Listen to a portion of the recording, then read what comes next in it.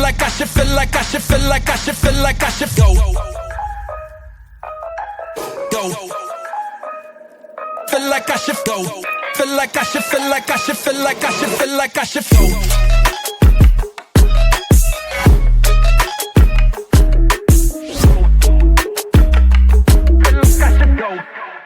Essel and Baru remained frozen, their faces pale as they watched the next phase begin. Amit shifted form again, shrinking just enough to perch directly on Suho's abdomen as the young monarch strained through a set of crunches. Though small in size, Amit's weight remained monstrous. The ground beneath Suho splintered. His body visibly broke under the strain. But Suho didn't stop, and when the final crunch ended, he immediately accessed the system store again, gulping down another potion. Healing light flared.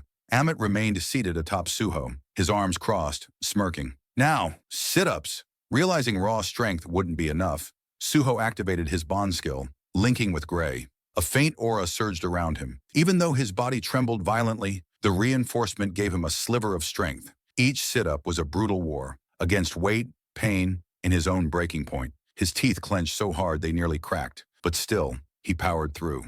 Then came the final task, a 10 kilometers, futas. Amit perched smugly atop Suho's shoulders, arms folded. Try not to fall, Suho exhaled, one final breath. Then he launched forward. Each step sent tremors rippling through the dungeon floor, but he didn't stop. Even as agony blurred his vision, but Suho didn't stop because stopping meant weakness, and he would not allow himself to be weak.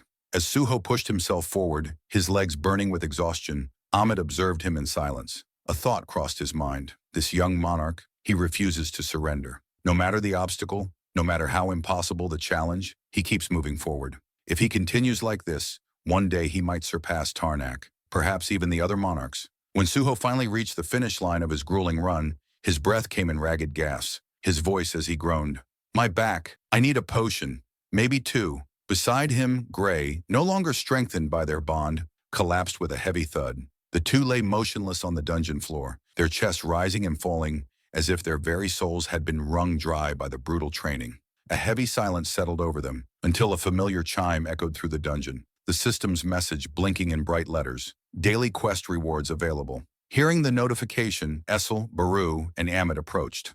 Baru, usually composed, spoke in a low, approving tone. Young monarch, today's training is complete. Suho, still sprawled across the shattered ground, barely lifted his head to glance at the floating text before him. His voice was weak, but laced with satisfaction. That was absolute hell, he exhaled deeply. But thanks to this, my endurance and strength have improved. The system confirmed his progress. Strength, 78 to 79. Endurance, 40% to 60%.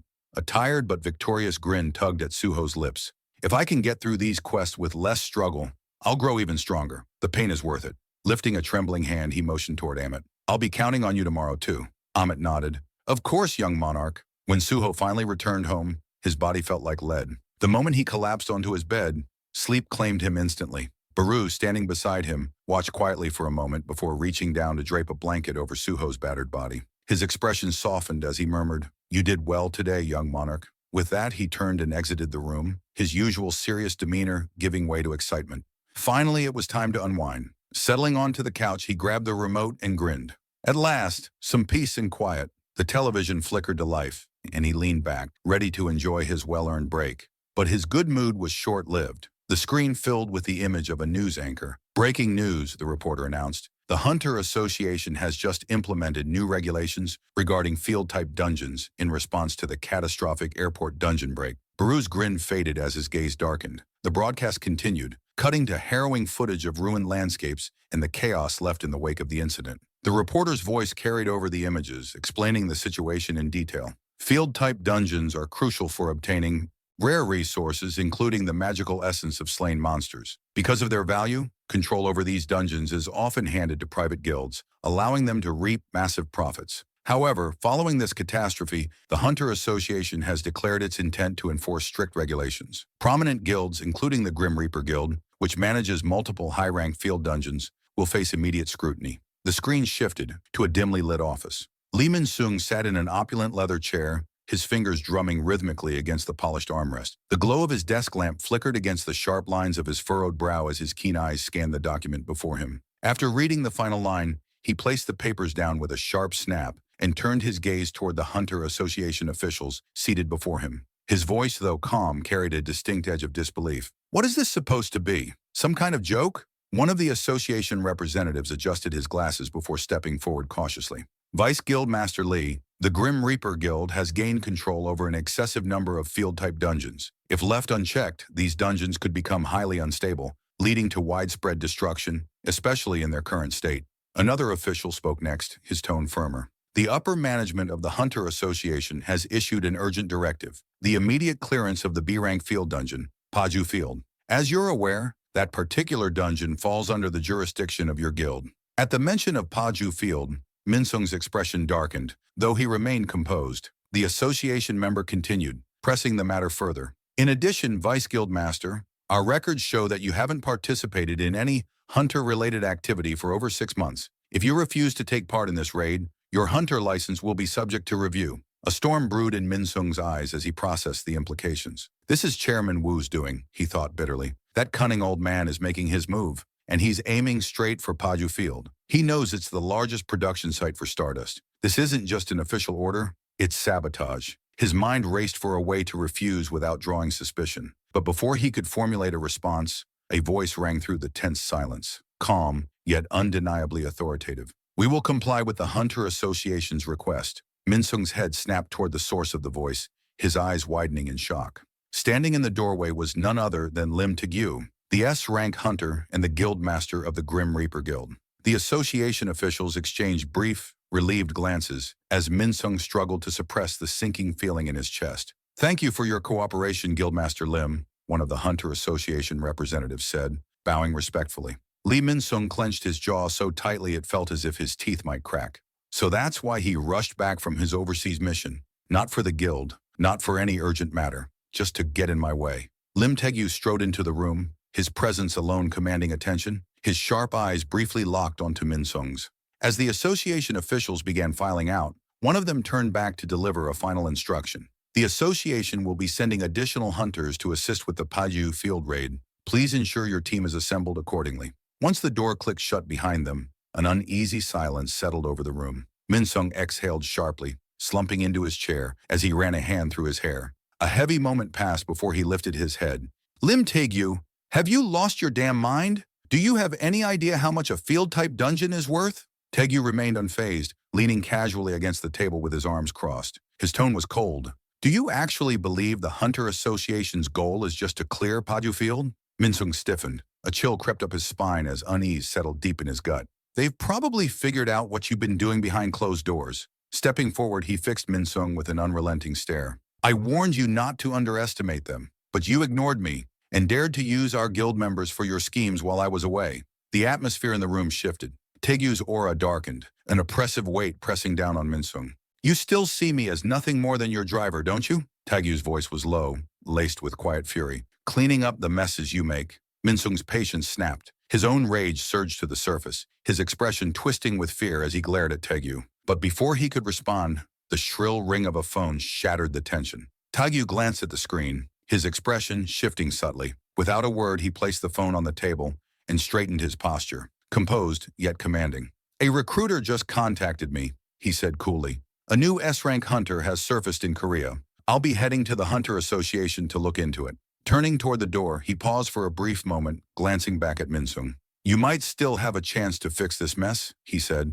Don't waste it. Without another word, Taegyu exited the room, his footsteps echoing down the hall. Minsung remained seated, his fingers digging into the leather of his armrests. Lee Minsung's bloodshot eyes blazed with fury as he muttered under his breath. Another S-rank hunter. These people lock into power and act like they're untouchable. As the door clicked shut behind Lim Taegyu, his thoughts sank deeper into resentment. He leaned back in his chair, his fingers drumming against the armrest as a sinister smirk curled his lips. When is that alien brat going to grow up? He murmured. And when is that fragment going to reappear? I need that alien to kill Lim Taegyu for me. His breath hitched slightly as his grip on the armrest tightened. He has to die, and for my sake too. Before he could finish his thought, his phone vibrated on the table, snapping him from his scheming. His gaze narrowed as he leaned forward, swiping the screen. Whatever message he read caused his expression to shift entirely. His lips curled into a wicked grin before a low chuckle rumbled from his throat.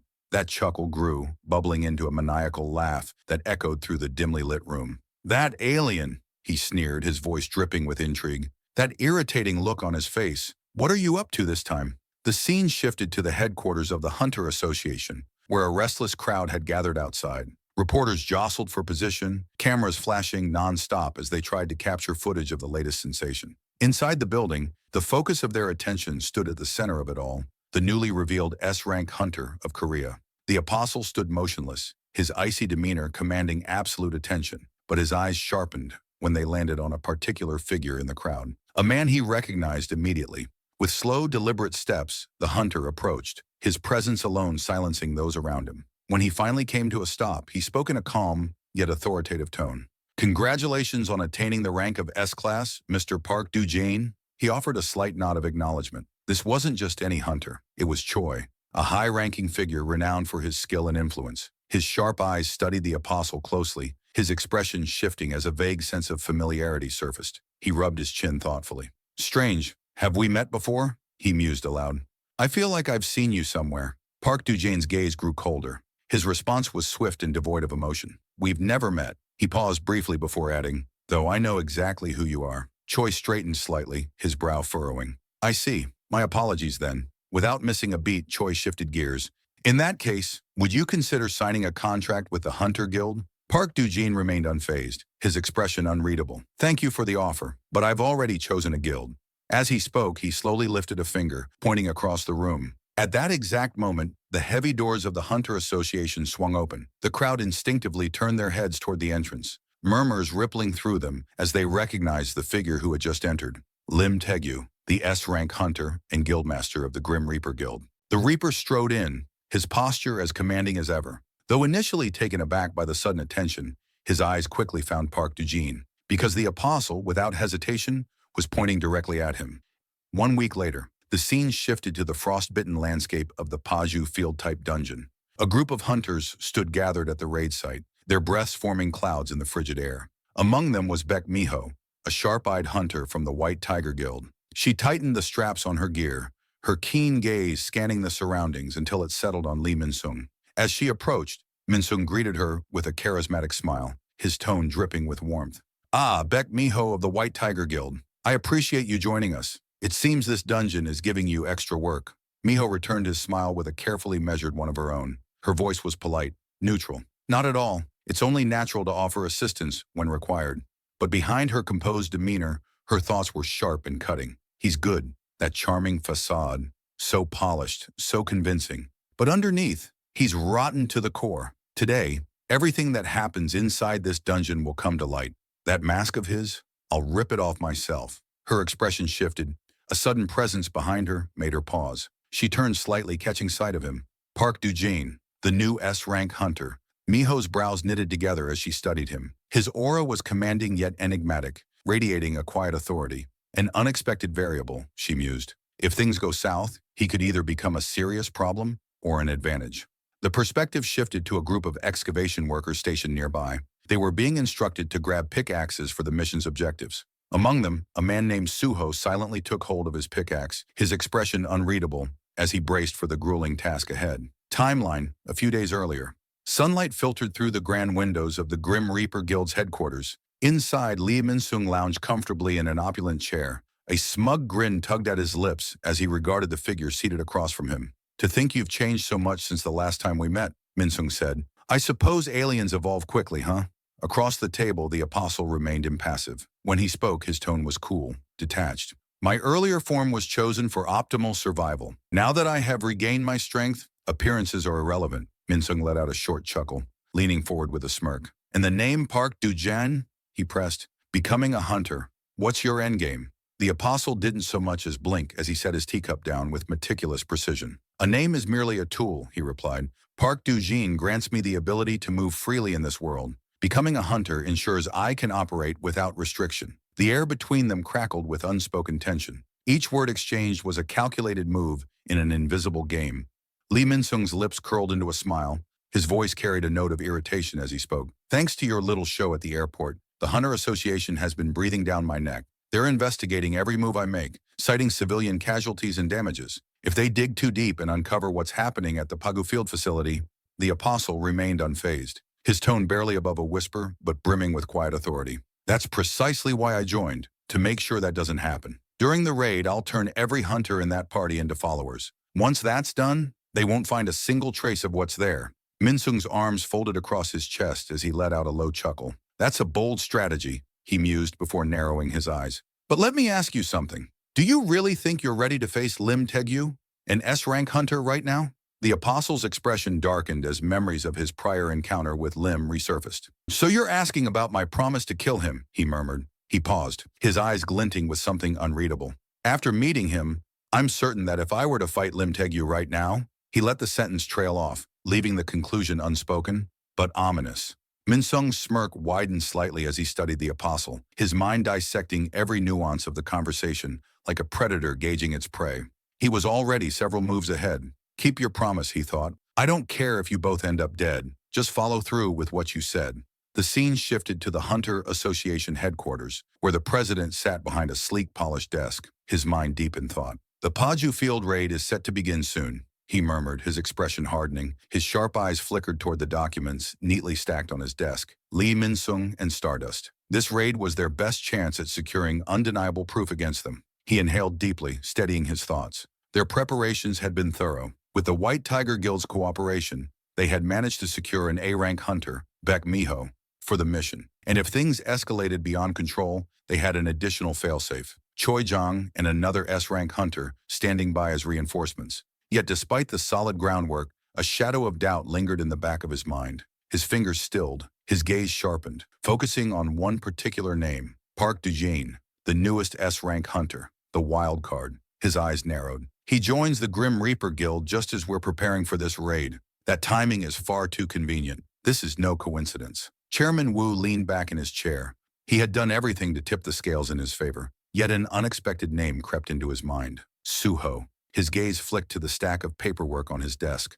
He exhaled slowly, reading the line once more.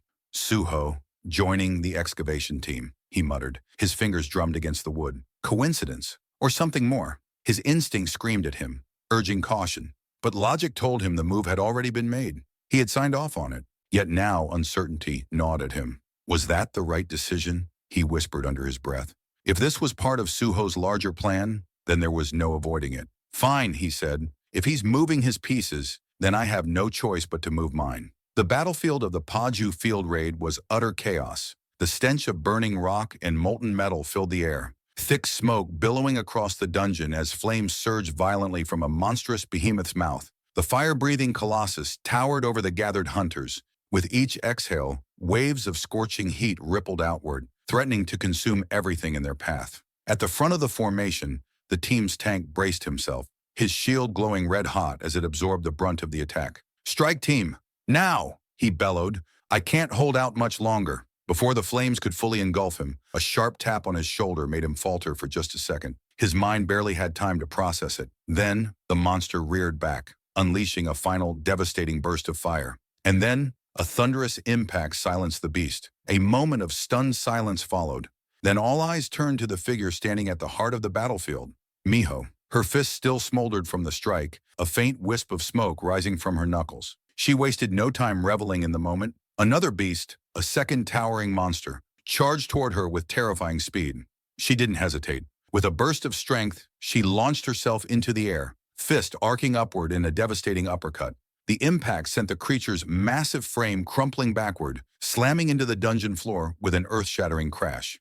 Miho landed in a crouch, locking onto a new threat. A red-scaled, salamander-like beast lunged toward her, its clawed limbs striking with deadly precision. In one seamless motion, she ducked beneath its attack and leapt onto its back. The monster thrashed violently, trying to shake her off, but she used its momentum against it. With a powerful kick, she propelled herself upward, twisting through the air before landing against the dungeon wall, already preparing her next move. Miho's boots barely grazed the wall before she kicked off with explosive force, using it as a springboard to hurl herself forward like a human projectile. The salamander-like beast barely had time to register her movement before her fist connected with the side of its head. The impact was catastrophic. The ground beneath the creature fractured, sending cracked spider-webbing across the stone. A deafening shockwave rippled outward, and in its wake, dust and debris erupted into the air. As the dust settled, Miho straightened, standing amidst the scattered bodies of fallen monsters. Her sharp gaze swept across the battlefield,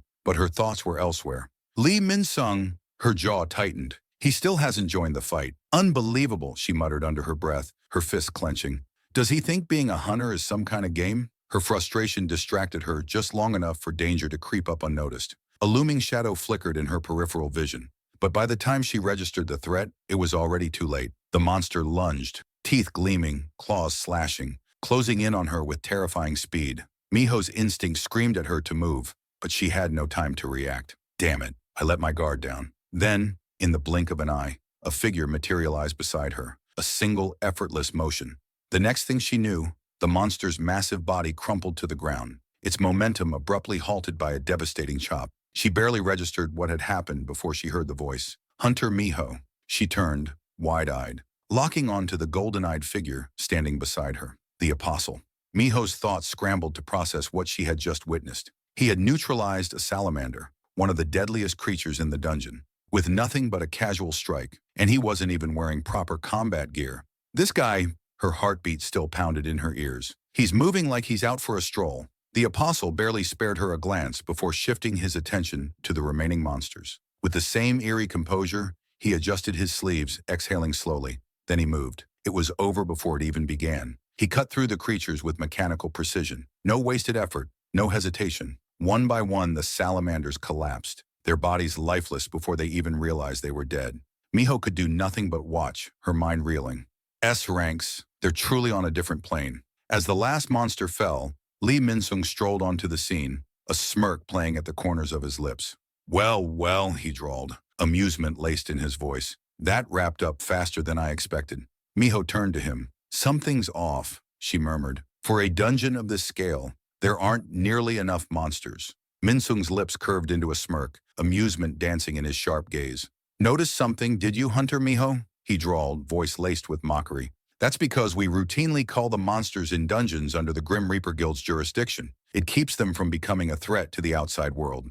Miho's eyes narrowed. Her gaze dropped to the mutilated corpse of the fallen monster, her mind racing. Routine cullings? Her brows knitted together. Large guilds rarely wasted resources on such meticulous maintenance. There was no reason to clear dungeons daily unless... Her thoughts halted as she glanced at Lee Min-sung. For the briefest moment, she caught it, an almost imperceptible crack in his composed facade. It was fleeting, vanishing as quickly as it appeared. But it was enough. Something was definitely wrong. Min-sung, sensing her unease, let out a low chuckle. All right, hunters, he called out. The boss room is just ahead. His lips curled into a sly grin, his eyes glinting with something darker. Inside, he gloated. Search all you want, Miho. You won't find a single thing. The factory had already been dismantled. The demons had slithered deep into the recesses of Paju Field, and any evidence that could have tied him to them had long since disappeared. What remained were empty halls, shadows, and dead ends. Unseen by the others, the apostle quietly observed Miho's darkening expression. You'll find nothing here, he mused, but even if you manage to survive what's coming, your mind may not. His golden eyes glowed faintly as he trailed behind the group, silently watching. Deep within a secluded section of Paju Field, hidden from prying eyes, a far darker scene unfolded. The demon Mermu stood amidst the eerie glow of an unholy laboratory, his piercing gaze sweeping across the rows of lifeless, hollow-eyed figures slumped against the walls. Two other demons flanked him.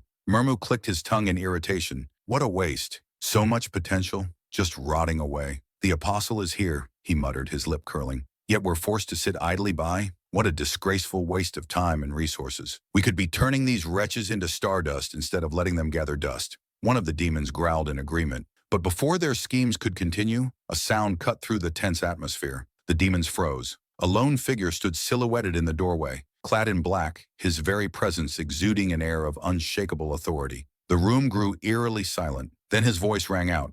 Baru, you're certain a demon is here? Suho asked, his voice calm yet firm. Yes, young monarch, Baru replied without hesitation. Their foul presence lingers. It's unmistakable. Without another word, Suho pressed his palm against the door. A mere push sent the locked frame splintering apart, the heavy door slamming open to reveal the horrific scene within. At the sudden intrusion, Mermu whirled around. Who dares? He never got to finish. Suho moved in a blur, closing the distance in an instant. His fist crashed into Mermu's face, the sheer force distorting the demon's features before sending him hurtling across the chamber. Suho didn't pause. He shot forward, delivering another devastating blow before Mermu's broken body even had the chance to hit the ground. The second strike embedded the demon deeper into the ruined wall, leaving only a splatter of dark ichor and a barely recognizable figure. The remaining demons stood frozen, their expressions twisted in shock. Their ally, one of their strongest, had been turned into nothing more than a pile of shattered bones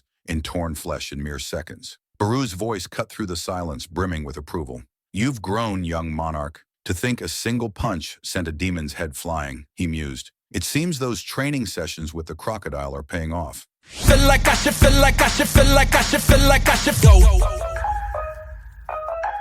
Go. Feel like I should go. Feel like I should, feel like I should, feel like I should, feel like I should go.